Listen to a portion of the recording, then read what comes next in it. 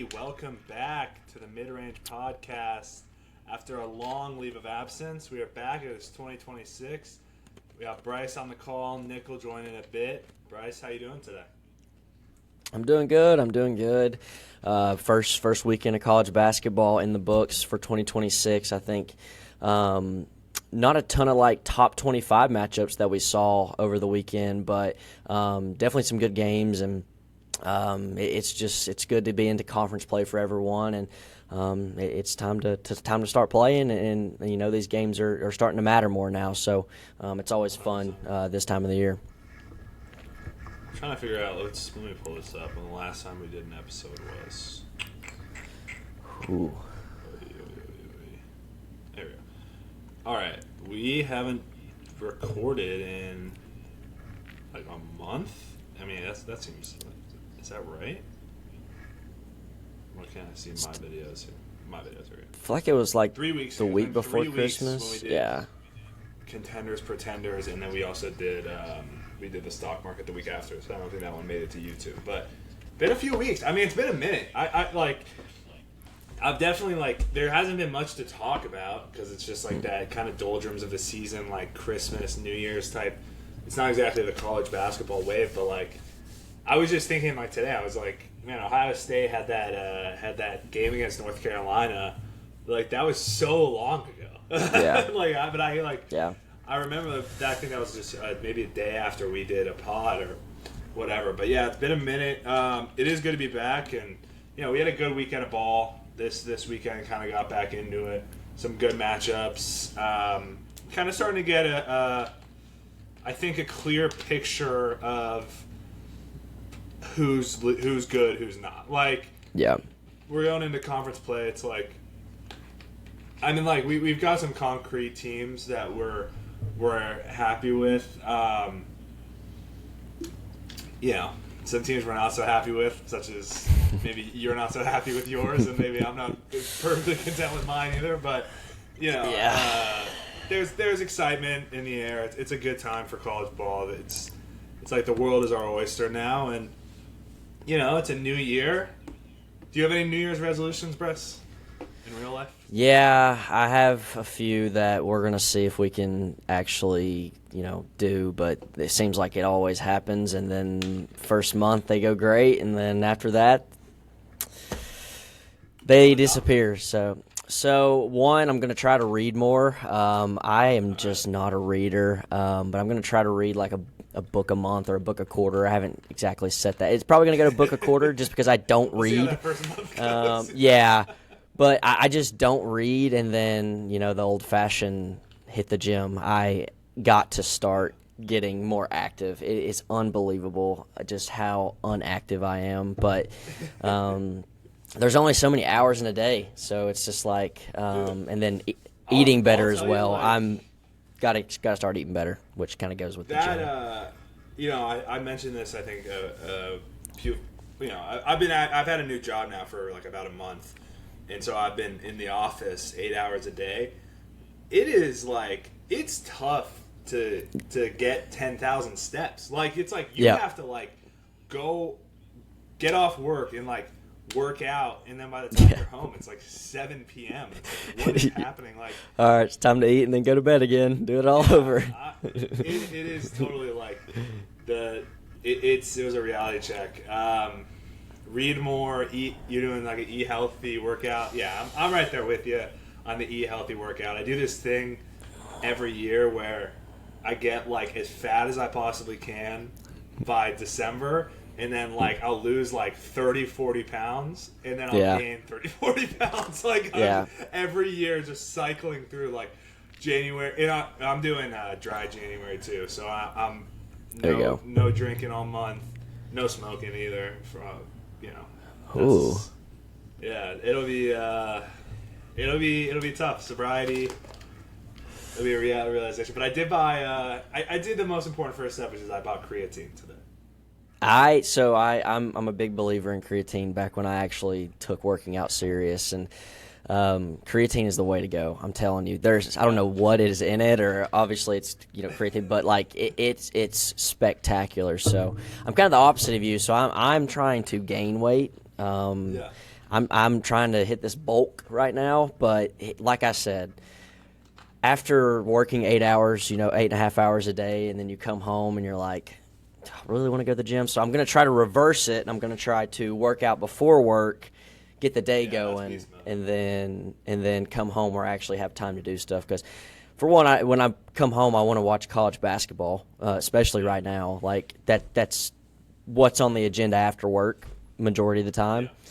And I don't want to get in traffic. Knoxville traffic is just horrible at 5 p.m. So it's just, I don't know. Excuses is what it is. So it's just time. You just got to do it. Just got to do it. Yeah, no.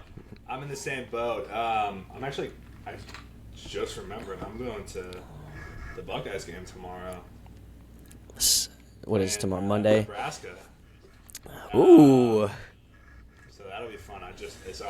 But like it's like what you're talking about. It's like now I'm like, all right, when do I go to the gym? Like when do I'm not gonna have any time. So it's like whatever. Tuesday we play at home at 9 p.m.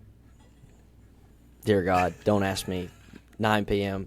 Obviously, I'm going to go to the game. Pacific time, like broadcast or something? I don't know. The SEC always has these like late window games, and we've gotten lucky over the past year where the home games haven't been late. Which I'm fine with the away games being late because it's you just turn it on the TV. But the home games because you got to go to campus, and then the basketball traffic is worse than football traffic because it's in one like centralized like location where everyone parks. So it's like I would rather be in football traffic than basketball traffic. It's unbelievable how bad it is. Is the Tennessee football stadium and basketball stadium are they on campus? Yep.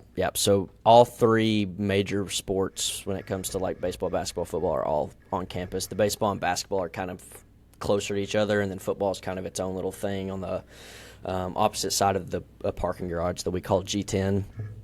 But it's just our campus, for one, parking is just – it's horrendous. Oh, look who it is. What up? Good to have you join us today. I know.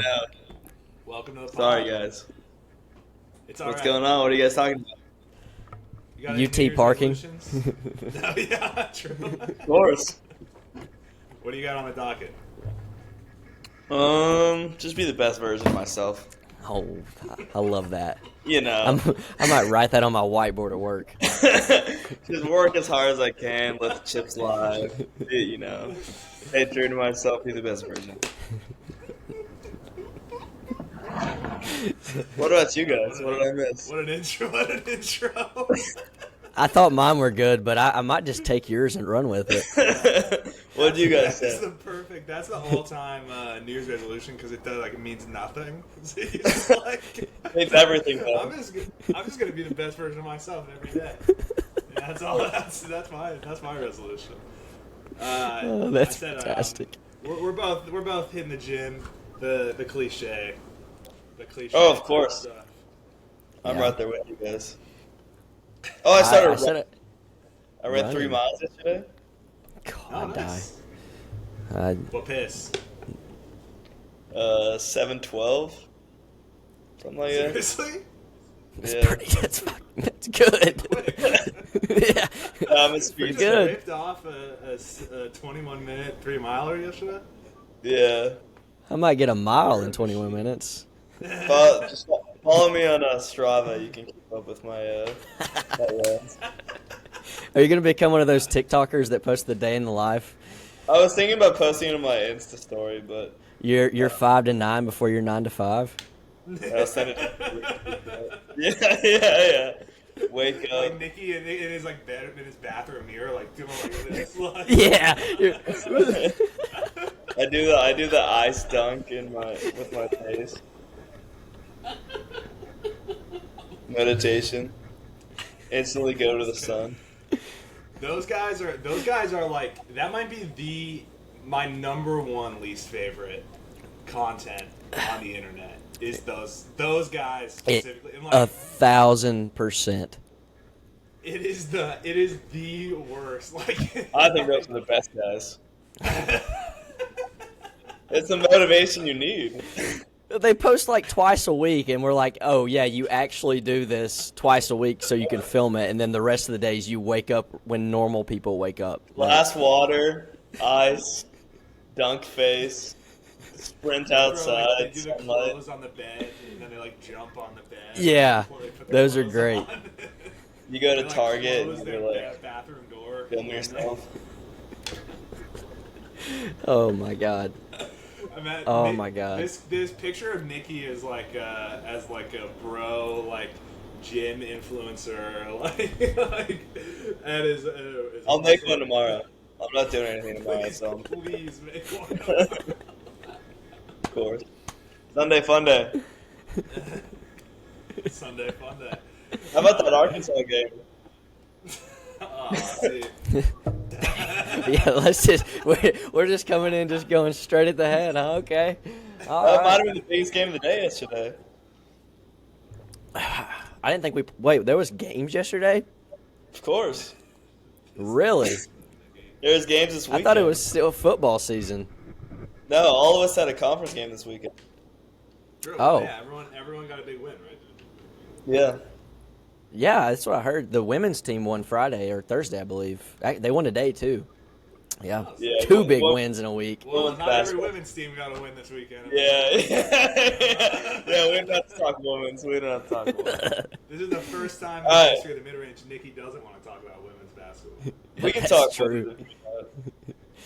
Small step It was an back. uncharacteristically good shooting night by Utah. Everyone knows that's one course. of million.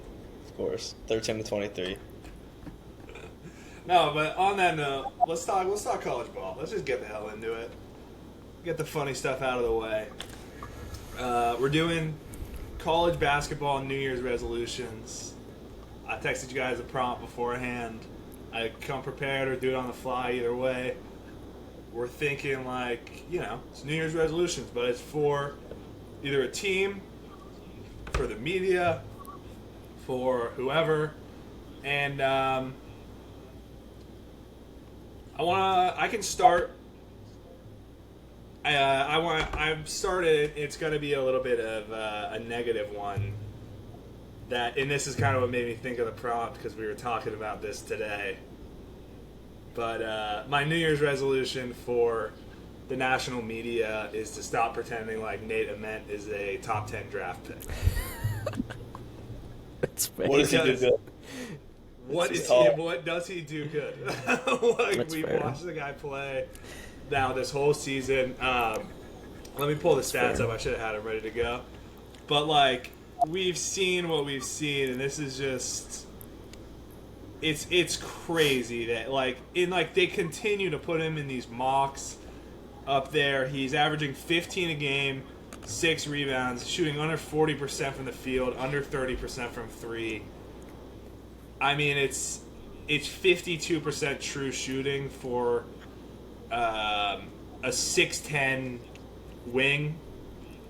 That's supposed to be the shooter, like the Kevin Durant, the Brandon Ingram archetype guy. He's just not that guy. So I want it on the record that I do not think he will be a good NBA player as it stands right now, and I actually think he would do better to just stay in college for a year. But if he's going to get picked in the top 5, I guess he won't. But, yeah, stay in college. He can go to St. John's or whatever. But, dude, he still might get picked in the top 5. These guys just happen all the time. I feel like now is the time where it's actually dropped. What I will think say so? with Nate, I don't think he's a top 5 pick anymore. Like, obviously going into the year, it was like, here's your top 5 guys. Nate was in that. I don't even know if he's a top 10. But from what I've seen in the NBA drafts, now granted this one's a little different because the just sheer amount of talent within this year's draft, but a 6'10" guy that can handle it, so, supposed to be this shooter and this guy. I think his best basketball is probably 2 to 3 to 4 years down the road, and I feel like GMs in the NBA eat that shit up. I don't know why. I don't understand it, but I just think with the intangibles that he has, that's what's still pulling these people into thinking he's this top 10, top 15 pick. Right now, from a standpoint of his stats, his play, everything that he's done to this point, he's not. He's not. He's just not. But just from an intangible standpoint, I think that's what just like glows the eyes of these GMs and these scouts is just he's a 6'10" guard that we can fix. That maybe I'm wrong, but that's just the way I look at it. I kind of want to get another takeoff on this, and maybe this will be a more like eye popping thing to say as opposed to Nate Ament, who's obviously his stock is falling, like Nikki said. I think I kind of think Caleb Wilson is like not gonna be a great NBA player. Like I think we're gonna like my guess, like if I want to make that a New Year's resolution, it'd be like stop pretending like this guy's graded out to be some great NBA player just because he's athletic, because he can't shoot and he's not that efficient of a basketball player and he's not that great off the ball. He's kind of just more of like a inside like finisher type, and like at his size that's never going to work in the NBA. So like, you know, he's alpha. Yeah, exactly. So there you go. Maybe that's more of a hot take. Caleb Wilson is not an NBA. He's not the NBA athlete that you think he is. That archetype is like, yeah, maybe it is an alpha comedian. Maybe he plays 10 years as a role player. I wouldn't take him in the top 5, which is where everyone's mocking him, where he's expected to be. And if you look on ESPN right now, he's number 4 in the mock, and they have him as a power forward / center. If Caleb Wilson plays in the NBA as a center, I mean, I'll give Nicky $10,000 if he's a successful center in the NBA. I'll do that one-way trade. No, I think Caleb Wilson's pretty good, actually. I do. No, that's just I don't know.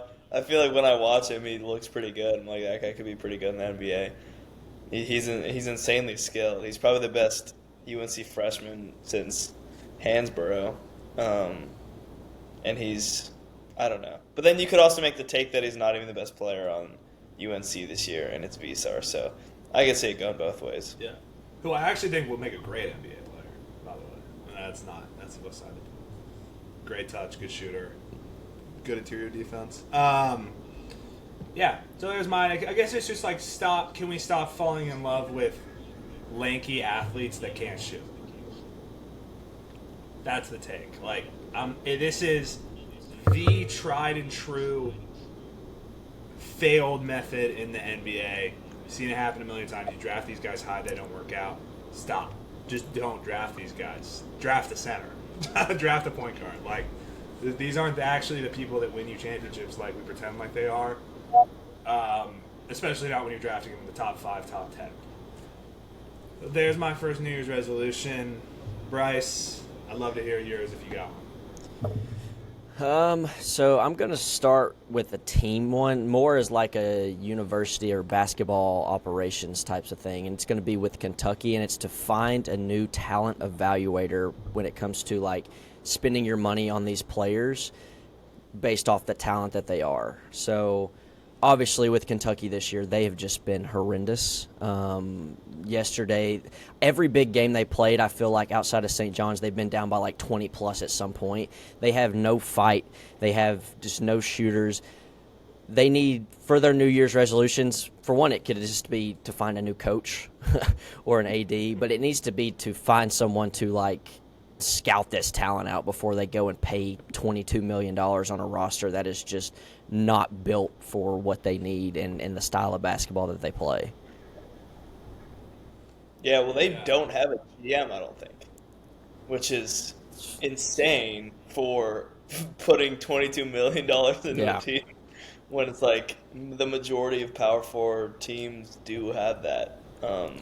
So yeah, that should probably be a thing for, again, Kentucky when you're going into that. And it seems like now like they're starting to invest a little bit more into football with Levitt and all that kind of stuff. So we'll see how much they get next year. I guess they have a ton of money regardless. It seems so, right? It seems like all paths lead towards there. Yeah, it's trending.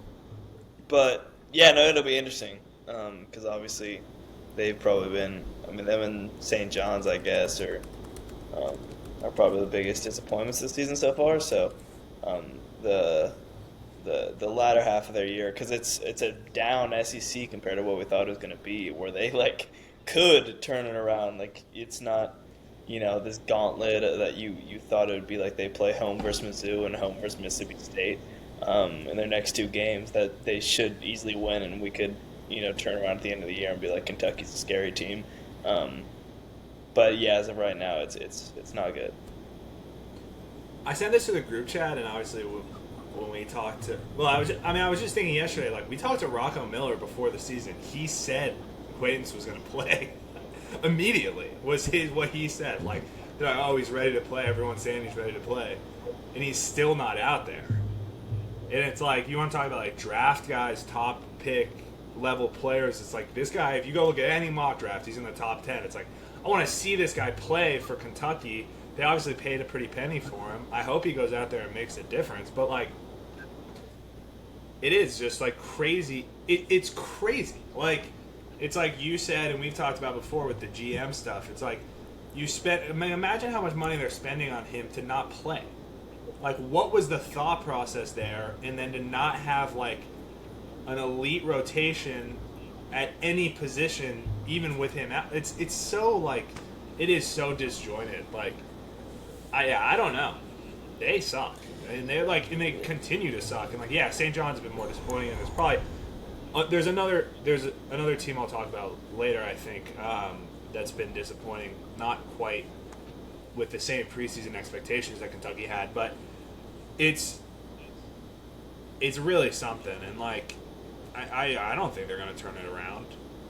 Like, I think Florida is probably better than them, or like has at least a better path forward than them, and it's shown more fight than they have.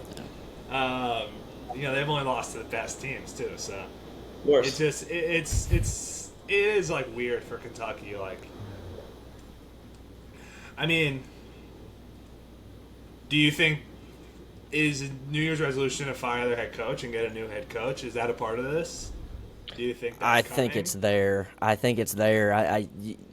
The trend that the season is going on, it's not good. Like, granted, the SEC's down this year when it comes to, like, all, last year was just insane. So this year there's definitely spots where, like you said, the next two games, I think it was Mizzou and Mississippi State, is like, last year if those two teams were coming into Rupp, it's like, they should win, but they could lose. Well, this year it's like, Mizzou just beat Florida, but you should win on your home floor this year, majority of those types of games. But he's I think, negative now against Power 4 teams as a Kentucky head coach, and it's like, that doesn't fly at Kentucky. And then the guy that they ran out of town to go to Arkansas is now doing well. So it's like, maybe don't hire players that played at Kentucky just because they played there, like, or did nobody want to coach there? Like, what? I don't know what went on during the hiring process, but I think that they're going to be looking for a new head coach come next year, in my opinion. I just don't think they'll turn it around. And I think with how those fans are with basketball, it's going to be tough, but maybe the football hire will kind of take their minds off of things if they start landing some of these transfer portal guys. But it's tough to survive in Kentucky. Think of any like iconic head coaches with Kentucky connections that might have been open to going over at the time they hired Mark Pope. That might have happened to win the Big East last year. Like, it is crazy in hindsight that like that was the hire. And like Nicky's been on this since forever, but it's like he wasn't even that good at BYU. He was like 6th in the WCC his last year. A decent year in the Big 12. It went from like Dan Hurley's coming to Kentucky to hiring Mark Pope, who they knew of because he was a basketball player there, not because he was the head coach at BYU. Like, yeah. That's why I think like they're not going to fire him this year, just because like they already made that decision. And it's a homer thing that's going on. Is that obviously he has a great relationship with Kentucky AD and that whole community, and like ride around him a ton last year when he got off to that great start, where like he's gonna get another year, and he still has so much left of the season to write that it could escalate to a point where like maybe you have to pull the trigger. I would say it's extremely unlikely still, but But yeah, we'll see. Again, like it's not like that much of a, or it shouldn't be that much of a shock. I guess when you put in $22 million in a roster, it is. But in terms of him as a coach, like I've said before, and like we've all said before, it's like he didn't have this crazy resume. You were kind of just betting on Homer and betting him to have this offense to with Kentucky's talent be this great mesh, and it was for the first half of the season last year, and it hasn't since. So yeah, I don't think it's going to be a great thing for years to come. I think next year will be like the hot seat year, but we'll see. That's fair. Nick, you got a New Year's resolution? I mean, in terms of media-wise, like let's push the Big 12 being elite. That's what I think. Like you're looking at every single one of these teams, like outside of Utah, that's pretty damn good that you could talk about in tourney contention. Arizona and Iowa State are two of the only whatever undefeateds left. They're putting together a special year, and I think any team in that conference should be put on a higher pedestal just from being in there and going through this gauntlet. So yeah, that's just kind of the big story of the season, at least for me, and how much better the Big 12 is as opposed to any other conference. I just think we just push that more. You think so? You think they're the best conference for sure? I do. They don't have the best team. I do. I mean, who's number one? Yeah, but who's the best team in the You know conference? what I mean? Has a point. Arizona has a little number one next to their symbol. I don't know, like factually, it's. I mean, if you're going, not on KenPom. Yeah, like what do we use to rank these teams and put them like when we're watching the games? If the tournament started today, who would be the number one overall seed? I would put Arizona in there if I was on the committee. I don't know what it would be because I'm not. I would personally. I'd put Arizona 1, Iowa State 2, probably Michigan 3. I think any team that plays. I mean, Michigan's an elite team. Like, you know, how many games in a row have they won by like 30 or something? Basically. 4 or 5 at this point. They're 10 in a row of like blowouts, and you look at the 11th one, and it was a middle of the pack Big 12 team that should have beaten. So, like if you're comparing conferences, like, that's all you. I mean, it's a great point. It's a guy can't argue with that. Yeah, like the one Big 12 team they played, like again, not their bet, like middle pack. Actually tied for first in the conference right now, I guess, but gave them a great time. That's fair. I think if we're going to talk about conferences that have been deserved maybe more respect than we were going to give them before the season, we probably should talk about the ACC. Yeah.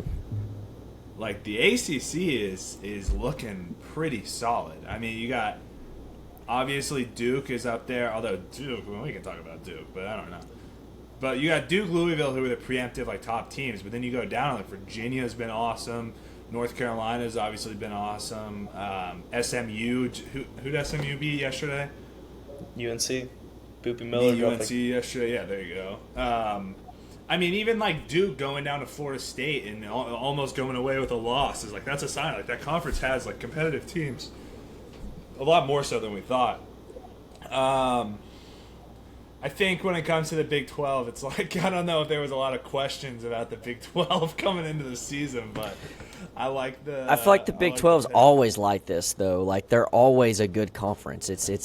I didn't expect anything less than what the Big 12 is producing right now. Like, every year they have... This is how it is. They beat the shit out of each other all year, and that's why the Big 12 is good. Like, that's just... it's a good conference and always has been. So I think the media pushes the Big 12 as a good conference already. So I'm just going to put that out there. But it's deserved. It's deserved. Of course. Nikki, who's coming out of the Big 12? Who's Big 12 champ? Regular season champ? Anyone's game right now. Arizona, Iowa State, BYU, Houston. Probably any of those teams. Kansas. Horned Frogs. Nah, I don't know. Tied for first. I don't want to be too homer around here, but I appreciate the love. But we'll see. We'll see. It should be fun to see throughout the end of the year. But another thing, since you mentioned like Quayton's, I think arguably the biggest story in college basketball is what's happened with Darren Peterson. That True. like a lot of people were talking about, but it's just so weird because it's another one of those things where you get paid a ton of money in NIL, and it's to the point where like it's not like a Kyrie Irving situation where you have an injury and then you sit out to go to the draft because like Yeah. it wasn't legal to make money back then, so it makes a lot of sense. But now you're getting paid a ton, so you should do all you can to get back out there, and it's just such a fishy situation where he plays the whole half, a ton of minutes in the first half, and plays like 3 minutes in the second half in the loss at UCF. And he's insane and looks really good when he's out there, and then he like pulls something and self's talking post game about a minutes restriction. But if you have a minutes restriction, why would you go full gas in the first half and only play 3 in the second? And he's been in and out all year, and it's just I don't know. It's just a weird situation. I'm sure a lot of people are in DP's ear about like he's going to be a top 2 pick in the draft most likely, and it'll just be interesting to see how much he'll play throughout the rest of the year because it seems like it's a kind of a game-to-game basis thing. And again, like you thought this NIL stuff would help that situation and getting the best talent, and it has for the most part. Like DeBanson, this freshman class has been amazing, but in terms of Darren Peterson, it's an interesting case. I don't understand, like, with these kids, like, in this type of situation, if you're Darren Peterson and, like, you're going to be a top pick. Even if you get the bag from Kansas, and then let's give him the benefit of the doubt. And I do think, in fairness to him, like, he got hurt. Like, he's had injuries throughout the year. Yeah. Like, there's been some stuff going on. But it's like, okay, now it's halfway through the season. It's like, if you're going to wishy-wash about playing and like you void the contract, the NIL contract. It's like you just be like, all right, like I'm gonna go be the top pick in the draft, which means I'm making $15 million next year. Like I have enough endorsements to pay me for the rest of the time. It's like there should be an expectation. Like I agree with you, Nick. It's definitely like a weird thing, and it's like you said, it's like you hoped that like the NIL would mean these guys would play more, but it's like it's a bummer. And not to be like weird about it, but it does call into question a guy's like mental, like in some extent, like it does call into question like his motivations, like what does he like want to play for Kansas? Does he want Kansas to win? Is he motivated by that? And it's fine if he's not, but it just doesn't seem like he is. And like it was weird in that it was that North Carolina State game that went down to the wire where what's his name kept banging threes, and like it was like it was the same kind of thing where it was like he came in, he kind of like seemed like he maybe tweaked something, and then he walked off the floor, and he's like sitting on the bench, but he's walking and he's moving fine, and like it was just like, what's happening here? And it seems like he's just being extremely, extremely cautious, which like you said before, NIL makes sense because you don't want to risk the fact that you're not going to get picked that high. But it's like it's not that anymore. You're getting paid. Well, I mean, what's he making? Is he making like I'm not like it's a lot, right? Sure, like it's Darren Peter. Yeah, like he was. yeah, top $5 million, $4 million, $5 Probably million. Like, more, I guess. yeah, For sure. Like one of the highest contracts in the in college basketball, and it's like, yeah, it's definitely not great. So I agree with you, Nick. Like it's a little strange. I mean, and it is, but you can't like make any sweeping judgments really when you have, like you said, like you have Peterson and Boozer dominating college basketball. So it's a weird Yeah. thing. And it's gonna be hilarious when he goes number one. Yeah, which he probably should because he's insane. Yeah. I mean, Vance is insane. They're like 1A, 1B, but like every time he plays, he's everything that he was hoped to be, and that's why it's fascinating because he means so much. Like they've treaded water. Like they their supporting cast has been better than what we've thought preseason. Like Melvin Council's been amazing. Trey White's been very good, and Badunga's taken that next step that we wanted to see. And then like DP's been amazing. So like this whole Kansas team, if he's healthy, could be Final Four type level team with Self at the helm and maybe the best player in college basketball. So that's why it's so fascinating because of the yin and yang and what this team could do. Because I don't think you can make a deep tournament run without him, but you certainly can. So they're one of the most fascinating teams to watch. I think just how this thing's going to unfold because you really don't know at all what it's going to be like right now. Yeah. I mean, it's going to be interesting. You go into the tournament, if Peterson's playing and you're a 7 seed or you're an 8 seed or you're a 6, like you're in that range and you could go to you can make Peterson. A run. He's unreal. It's crazy. But it's like it'll be interesting for sure. I'm gonna move on. I'll do my next New Year's resolution. My New Year's resolution it's for us, Nikki, specifically you and me, because we had a debate before the season about the ACC versus the Big East. And my New Year's resolution is to respect the ACC, and we're done respecting the Big East. Because the Big East is terrible. Like, the level of the Big East is unbelievably bad now. Like, it has fallen so far. I was looking today, but do you know what Marquette's record is? Oh, it's horrible. That they had that one dude just leave the team. They're 5-10. They're 5. Yeah, they had.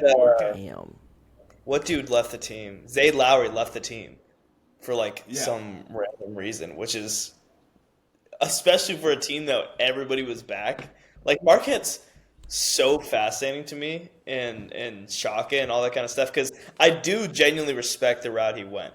Like it's in an ideal world, that's the type of kind of like you almost root for it because it's going against the grain and it's like what college basketball is built on and developing guys and stuff like that. But what's so interesting with Marquette and Shaka is it's like their best players, most of them are like you look at Tyler Kolek.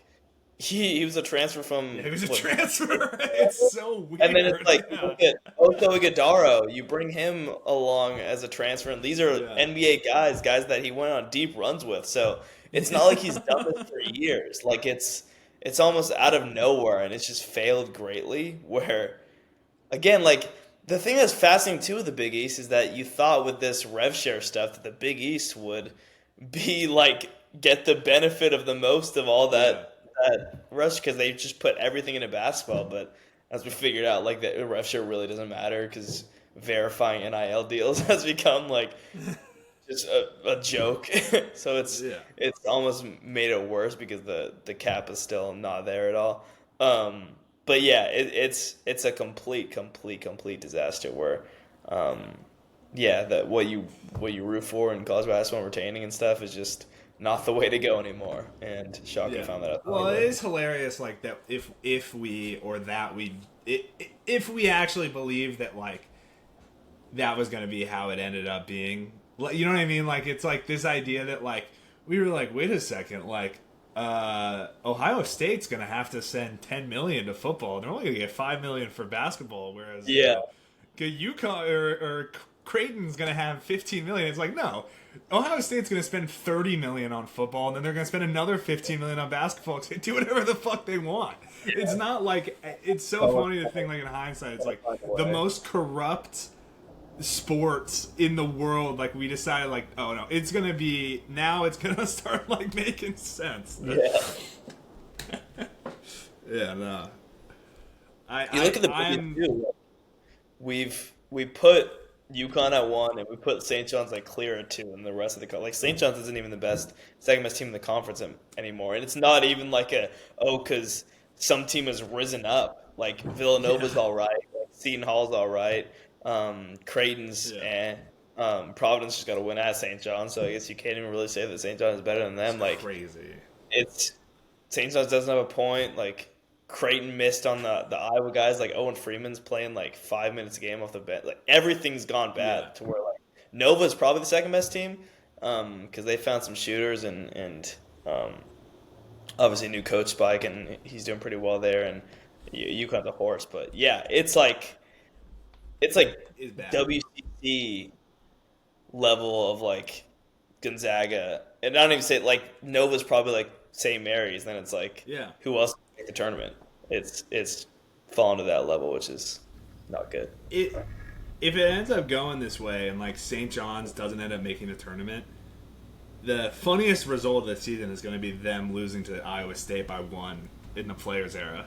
Like we're going to look back on that game and be like, well, at that time we thought that was like a good game. It's like St. John's sucks. Like St. John's is terrible. And with the conference, what opportunities are they going to get to build their resume? It's like you have to be UConn.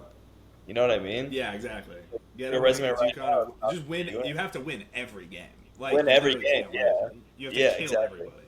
Yeah, and losing at home to Providence, game 1 is not exactly a good start. Kim English, baby. Yeah. I mean, even Ed Cooley. I mean, we haven't recorded since Ed Cooley threw a water bottle at a baby. Yeah, that was a rifle. Was anybody up watching the Notre Dame Cal game when the coach tried to fight the ref? Oh, yeah. That was fantastic. Shrewsbury? That was awesome. Guys, I do not awesome. like him at all. It's like 1 in the morning, and I'm just like low-key paying attention to it, and then the whole ordeal went down, and then just boom, he's just like trying to fight the ref. I'm like, all right, I'm up now. And it's like a coaching collapse. It's his fault. Like you just don't foul. Yeah. Don't foul a guy that's about to shoot. It was honestly like from my perspective, it wasn't even that bad of a call. Like I was like, it kind of makes sense. It was a continuation foul. Like, he's just like an angry. He's just an angry. He's one of those guys where it's like I really don't. I don't like him at all. We lost to them in overtime, and I was in the post game after that, and he was so excited. He's just like emotional, and I was like, oh my god. So ever since then, I haven't been on him. I even remember preseason, like when he came out from Penn State, everybody was like, this guy is like the second coming of Christ, like in terms of basketball. Because he brought Penn State to like one tournament or something. Yeah, he had like Pickett for 1 year, and then they were like, oh, this guy's the next Calipari. It's like you can't come close to the greatest coach of all time. But yeah, he brought his son, and I know Marcus Burton's hurt and everything, but like it just hasn't it's not worked about out. even his coaching ability. It's like he's a dickhead. Yeah, it's angry. Like him and Cooley are similar. Yeah. Because they both get so hyped up, and you're like, what have they done to really deserve all this hype? Yeah. No, it's fair. All right, Bryce. I know you got to go soon, so I want you to hit me with one more resolution before we hop on. So mine's going to be for the media once again, and it's to please, for the love of God, quit hyping up teams that win in the exhibition games before the year starts. Can we completely stop doing that now? Like I feel like that we've talked about it a lot on the podcast. Can we please stop doing it now? Like we hyped this Kentucky team up after they beat Purdue. They beat Purdue, and then look at them now. Like, can we just, for the love of God, stop doing it? If you're in the media, don't even release. I hate when these media guys release these secret scrimmage scores and drop all these stats to paint a narrative. It just pisses me off. Let's just stop doing it. Of Colin Gillespie and Mark Williams talking about the Villanova Duke secret scrimmage from it would have been 2021, the Paolo year. I was dying because it was literally like Nicky. He was like, yeah, somehow the stats got out. Someone sent out the stats. It's like, yeah. Someone sent him to the fucking Nicky Giramonte of Duke, and he posted all the videos and posted all the stats. And it is hilarious because then he's like, they were talking about it. It's like, yeah, we were just running a fake zone, and like we were just giving it to Paolo and like it was like not real basketball or whatever. I completely agree, Bryce. I think that's a good one. But you know what? I'm not gonna stop. I might start hyping up. You're a part of the problem. You're a part of the problem. It is fun because like you're craving. Kept it close against Tennessee. Yeah. TCU's exceeded expectations. They beat Texas. Yeah. That Texas team's good. I'm telling you. I know. I'm telling you. Good team. Good team. Didn't just lose to Mississippi State at home or anything, but good team. TCU might actually be 20 point. I mean, they played. They were. So, yeah, it's pick and choose. It's give and take. It's more of the, like, the one that really pisses me off is the Kentucky one, obviously. Is like they beat this Purdue team at home, and Purdue obviously, I mean, a lot of people watch the game, but it's like after that, Kentucky fans, for one, basically just claimed a national championship. Like, they're the winners. Why are we even playing the season? We just beat the number one team that has Braden Smith and, you know, all these, you know, and then you're 9-5 or whatever they are, or, you know, 9-6, and you're just like, you suck. You're terrible. Like, let's stop hyping these exhibition, meaningless basketball games up and wait till real basketball is being played. Meaningless. You know, Bryce, I agree with you, and I agree with you on both of your New Year's resolutions, and I like them both. But I feel like you kind of just used this opportunity to go double shit on Kentucky. Absolutely, dude. It's awesome. This is fantastic. This is fantastic. You know, I'm fine with the others now, but this Kentucky Purdue one. Yeah, my New Year's resolution is to hate Kentucky just a little bit more, every day. But the best part about Kentucky, Nikki. Yeah. Well, now Levitt's taking a visit to LSU, so maybe they will stay bad. Yeah, Sorsby to Tech, confirmed, not confirmed, but crystal balled. I'll give you one more before I go, if you want a real quick one. Yeah, hit it. And I don't even know if this is. I don't know how I'm going to word this for it to be a resolution. But we talked. I think it was me and you, Jacob. We talked about Duke last year, where they didn't play teams and they were beating everybody by 30. Michigan's probably hoping that they're going to play someone close soon, because when March comes around and they're playing these teams close, I know they played TCU close. They had to battle that game out. I get that. Probably should have lost. They're beating these teams by 30 plus, and they haven't played a close game in over a month. And you know, the last team that did that at Duke, or you know, with Duke last year, didn't win at all when they had the best team in the country. So I think for Michigan, they're looking for that close game somewhere, somehow. I don't know if it'll ever happen, because they are the best team in the country. Do you think they can go 40-0? Undefeated? Let's see where they. You're saying like can they go undefeated through the national championship, win every single game? Yeah. Well, they got a neutral site with Duke and Purdue away. I mean, realistically, they can. 100% can. Yeah, I mean, because of course they can. I mean, it's possible. They can. But best team since, or best chance is that Kentucky team. Probably, right? Yeah. I mean, they're the best college basketball team since last year's Duke. So. Well, it's just crazy to me that they're above them now, they almost got beat by Wake Forest in OT. They almost got beat by TCU, and then they go 2 weeks later or a week later and beat Auburn by 150, beat Gonzaga by 150, and have just continued to do that ever since. So it's like 150. Okay, well, you know what I mean. So, but it's weird.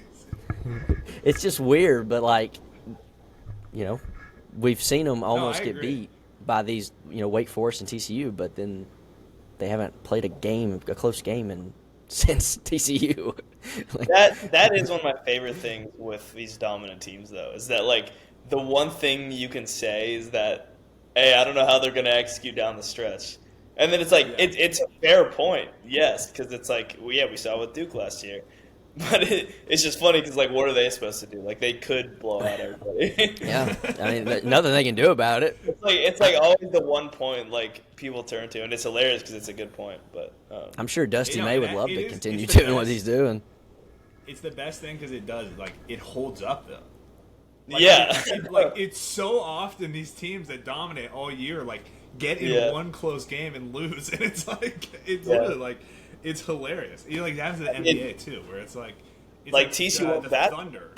in Like TCU against women's Utah basketball. last night. Genuinely, Yeah, well, like they had blown yeah. out everybody, and like you could tell. Well, late, Ohio State football, Down the like stretch. Ohio Ohio State State football, football, is, yeah. like blow everybody. Tennessee, Everyone's being nothing. Like, they won't play tight. Yeah. Tennessee baseball. There they we go. actually win national championships. So Yeah, that's true. Then we lose our coach, no, it but is.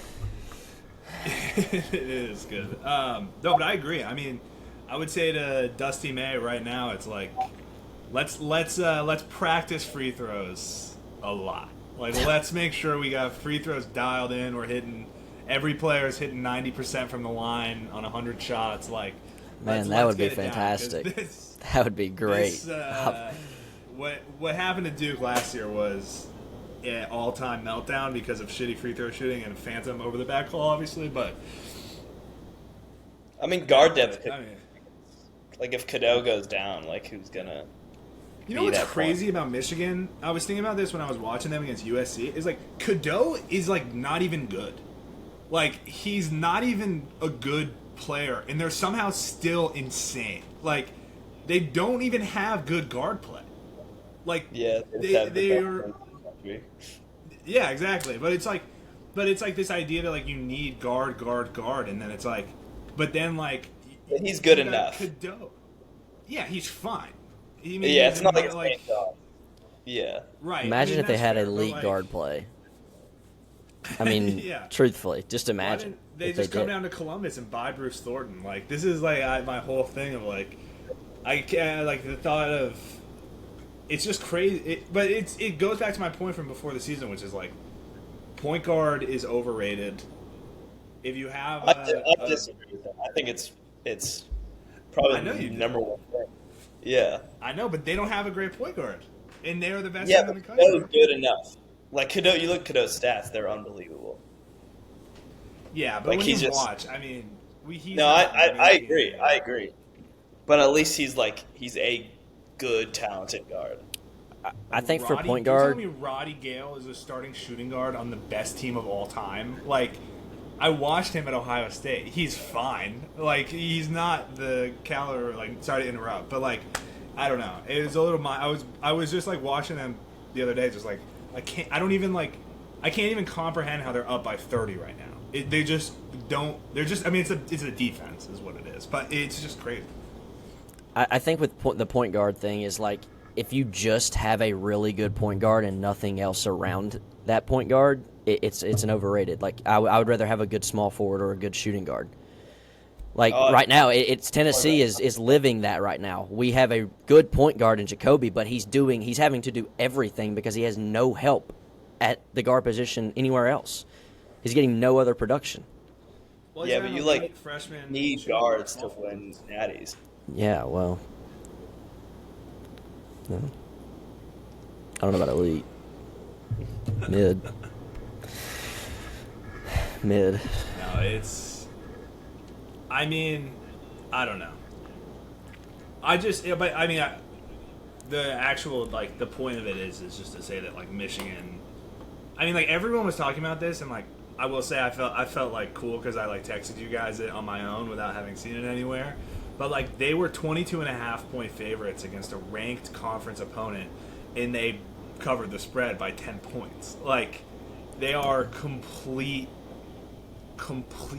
dumb. It's like, and like you remember like last year with Duke was beating everybody by 30 or 40 or whatever, but everyone was kind of like, yeah, but like the ACC sucks. So it's like, you know, it's super impressive they're dominating, but like they're not playing great teams. It's like Michigan has done this to great teams. Like they did it to Gonzaga, who hasn't lost a game aside from them, and a bunch of Power 5 wins.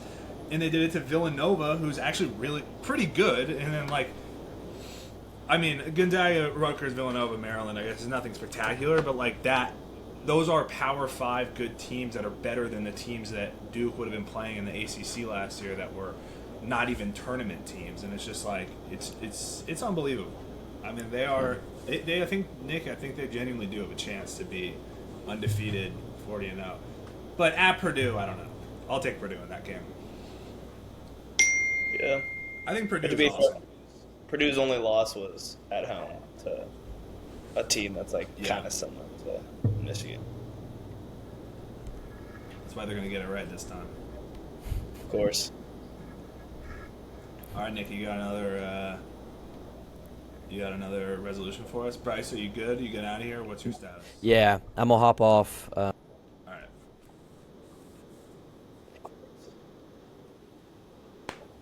See you Good later, Bryce. talking Thanks for ball. joining. Man, that fucking guy. Am I right? No.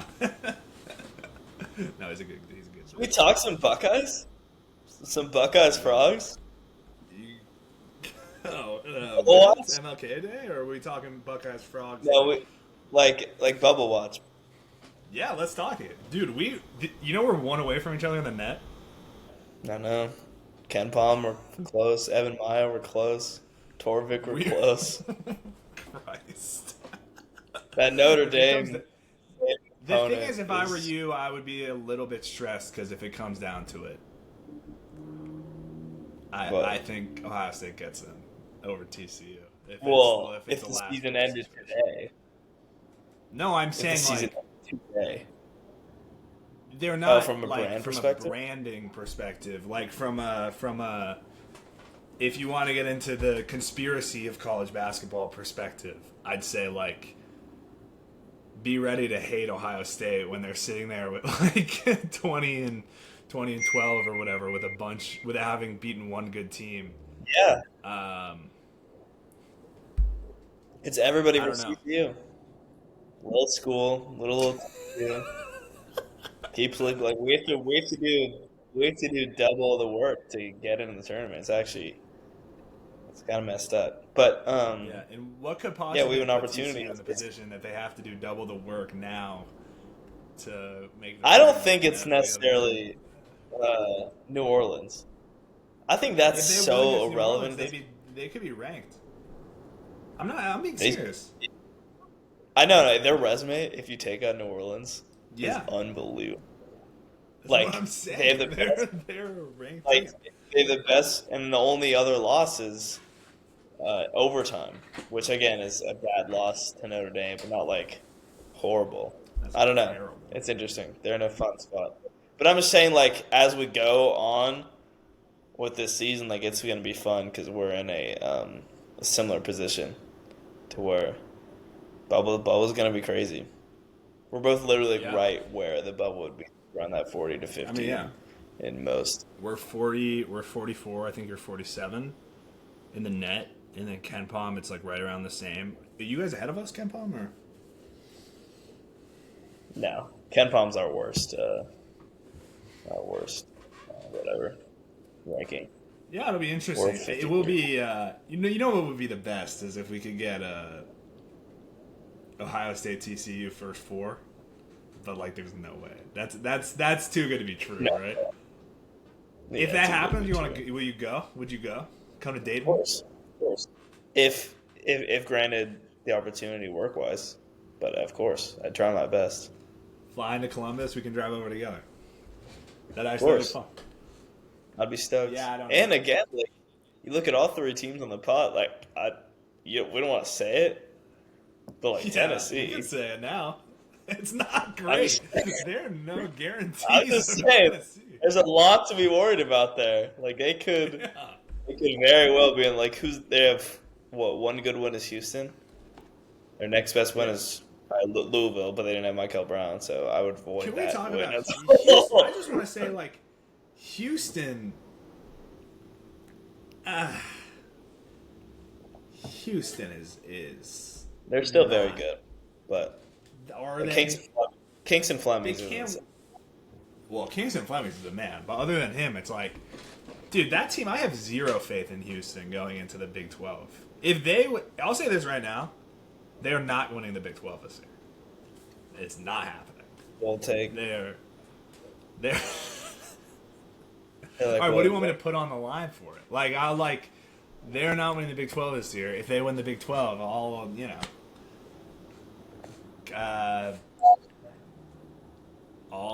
you $100 or something. Deal, I'll take that. And I'll take the field. What if TCU could finish above Houston in conference? Oh, that's a take. Yeah, there you go. That's where I'm going with it. Why not? Why not? Houston can't beat anyone by double digits. Like, they don't look dominant in any games. It's like the best college basketball team looks dominant in this time of year. It's like, yeah, they're winning, but it's like they're scraping by. It's like UNC is kind of the same way. I'm starting to like, I don't know. I guess it's like not that hard of a take now that they lost to who they lose to. That's we were just talking about. Yeah, SMU. But I don't know, Nick. What's your general feelings about this college basketball season? What are you looking forward to for the rest of the year? Just give me your overall feelings, joys, sadnesses. I think it's been fun. I think it's unique because the freshman class has kind of paved a different path than what we've seen and what the consensus has been of like getting old and transfers and all that kind of stuff. I don't know. It's been against the grain in a way that like nobody thought would be against the grain. Like you thought you'd never go back to this, and I don't think it will be. I think this is just like a one-off freshman class. But the backlash to the pro stuff is going to be interesting, and then it's. Can we talk about that? You were in the building for James Najee debut. Yeah, and he lost. He was hated it's TCU Baylor, so it's like a rivalry game, but he was booed every chance he got, and that post-game presser was interesting because both coaches were asked a ton about obviously that situation, and it's just Scott Drew is getting fired up of how he didn't break the rules and all that kind of stuff, which is true, but it's just going to be interesting to see where the sport's going to go. Is my. Did you think what Dixon had to say was a bit of a shot at the TCU brass? Yeah, but that's a known thing. That's honestly a reason why I'm so. I mean, I love college basketball and everything, and it's obviously my school, but like even more so, like he doesn't get money at all, so it's not like a secret. Like I don't know, it wasn't like breaking news where he's like, yeah, we just don't have the money to be able to do that, but power to them that they do, and they're invested into it because obviously football is the driver, and not to get too much TCU talk, but like.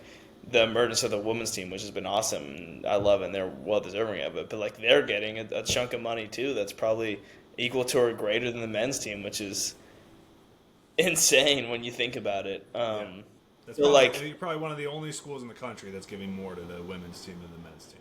Yeah. If that's what's happening, which is it's probably around. It's closer to equal than obviously most teams like LSU, maybe South Carolina. But, like, yeah, there's only a few schools. But, yeah, so that's why I think, like, from a TCU perspective, it's been cool because you've taken freshmen and younger players because you have to, because those are the cheaper guys. And he's been competitive with it. So it's sick seeing, like, a true freshman like Punch and Micah and true sophomores, like, be able to be competitive. And, they've exceeded expectations. So it's been fun. So do you find it frustrating when like fans online or like TCU fans kind of get on Dixon like complain about his like coaching style or like the success that he has when you kind of have this insight as to like what is really happening? Yeah, different coaches should be held to like different, like a successful season for TCU basketball should not be held to the same standard as a successful season for TCU women's basketball and a successful season for TCU football, because this is not the priority of the same with like Ohio State football and basketball. Obviously, it's just two different realms, but obviously at a smaller scale. So yeah, it's dope that they're competing. Like, what's sick about the Baylor win is that it felt like they were the better team like the entire game, and it wasn't like a big deal that we beat them. Like it wasn't like, oh, this big upset, when it's like TCU Baylor in the past has been in like. Najee, you can tell he's an NBA body, but like we weren't like Xavier Edmonds and Punch outplayed him. It's I don't know, it's kind of sick. Stat line like 4 points. I mean, like he didn't do much. 4 fouls. So he's just like clumsy. He's one of those like super athletic guys that just doesn't know how to like use his body. So that led him to foul early, but so he only played 16 minutes. There is a funny part of the whole thing with him where it's like I mean, if he were an NBA player, he'd be in the fucking NBA. You know what I Yeah, mean? that's what Drew said post game. That was the exact quote. Yeah. He was a Like, stash, it's a stash guy too. He was a rights guy. yeah. But if the Hornets were watching him at Barcelona and were like, we got to get this guy on our team immediately, Yeah. he would have been on a flight. Like, it's like there's a reason that he was available to be entered into college basketball. However you want to feel about the fact that it happened, which I would say I do find it ridiculous that there's mid-season additions. But like But it's happened before. But it's happened before, and it's like the draft. The fact that he was drafted, that doesn't like mean anything to me. Like how other people are just getting really mad about that. It's like, well, what's the difference between these guys that are like coming over after playing 3 years of professional basketball in Europe versus this guy that was a drafting status? It's kind of like the same thing. So it's like I don't really care about that. But I mean, it's a good point on the different, being held to different standards with football, basketball, or whatever sports, and like you see it with Ohio State fans, like they and you kind of like you are better at this than I am, or you're better at internalizing it than I am, but like when like it gets like caught in my head, like it's like when I see all the people on Ohio State basketball Twitter being like, Diebler sucks, like we're terrible, like Ohio State needs to be better, whatever. And then I'm like, but then I take a step back and I'm like, Ohio State has had great runs of basketball, but if you look at the giant poster in the gym that shows all of their tournament appearances, there's 3 to 4 year gaps all through it. So like we're not Michigan, we're not Purdue, we're just not. So it's like we don't need to look at it that way. We don't need to. Yeah, and it's also like, and then you take a step back and you're like, okay, Diebler has 5 stars committing to Ohio State again, and he has Bruce Thornton, who's legitimately one of the 5 to 10 best players in college basketball, still playing at Ohio State for 4 years. Like, and you just like realize it's like, yeah, like it's a good point. Like it's, you got to judge this shit on a logical, reasonable scale. And you have to keep in mind how the money comes into it now, because it's like Diebler is not getting the same money that Ryan Day is getting. It's like, let's not be stupid here. And like, no, I agree.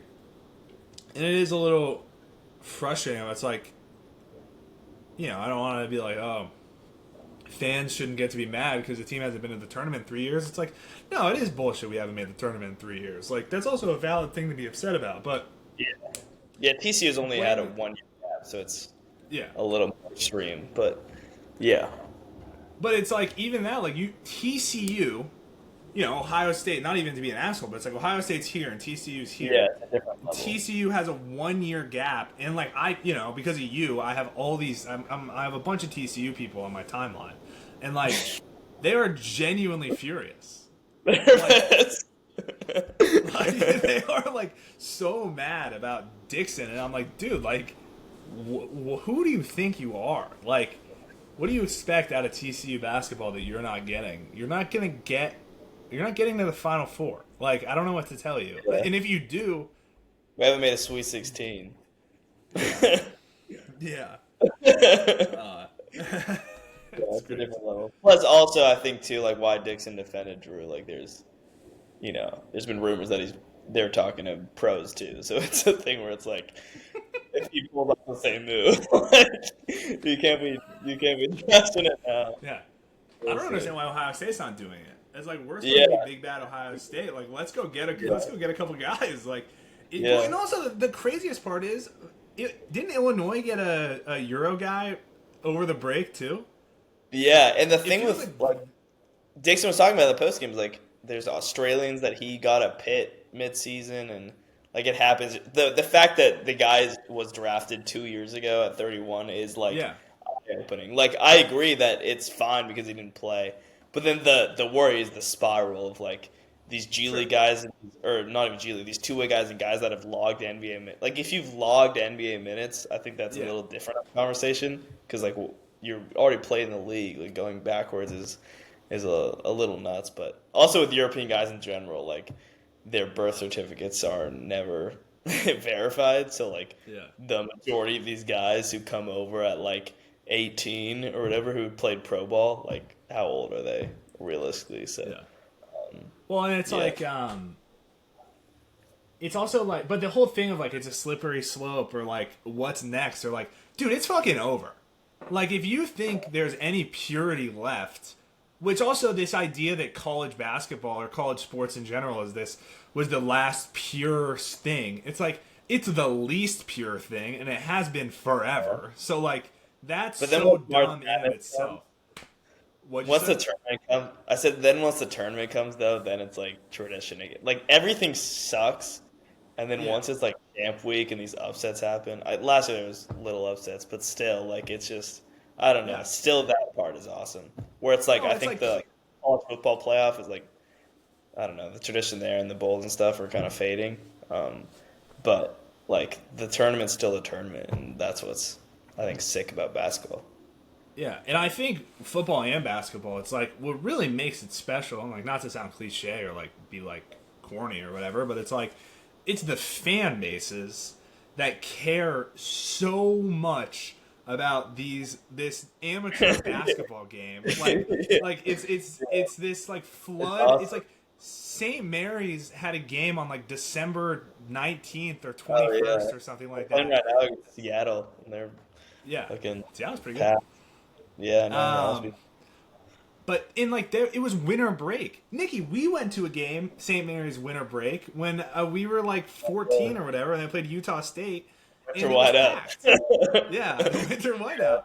It's like Yeah, no. you're not going to stop these teams from caring. You're not going to stop these fans from caring. It's like no real fan is going to be like, oh, now I'm out. Like it's like no, you knew you're in. It's a fucked up. It's college sports. It's the dirtiest. Like it's all dirt. Like let's That's not kinda why pretend it's like awesome. this is new. Yeah, exactly. Do Like whatever you can, get the team out there, and let's ride with the players.